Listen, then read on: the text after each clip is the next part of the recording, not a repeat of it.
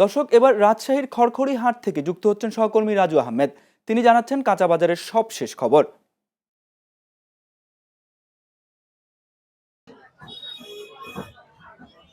কামরুল, আমি এই মুহূর্তে অবস্থান করছি রাজশাহীর যে খয়রখড়ি কাঁচা বাজার আছে, সেই কাঁচা বাজারে। এখানে মুরগি এবং মাছ সহ সবজির যে আড়ত, সেই আড়তগুলো রয়েছে।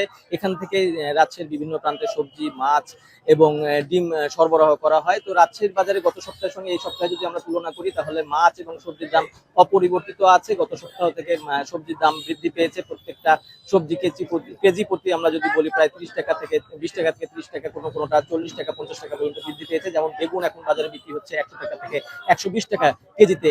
আর সব থেকে এই সপ্তাহে এসে যেটা দেখা গেছে যে অন্যান্য সবজির দাম বা সবকিছু গত সপ্তাহের মতো থাকলে পারেও এই সপ্তাহে ডিমের দামটা বৃদ্ধি পেয়েছে। ডিমের দাম, যেটা লাল লাল ডিম, সেটা এক খাচ্ছি অর্থাৎ 30টার দাম বিক্রি হচ্ছে 350 টাকায়, যেটা গত সপ্তাহে ছিল 300 টাকায়। আর এই সপ্তাহে সাদা ডিম যেটা 30টা বিক্রি হচ্ছে 300 টাকায়, সেটা গত সপ্তাহে ছিল 280 টাকা।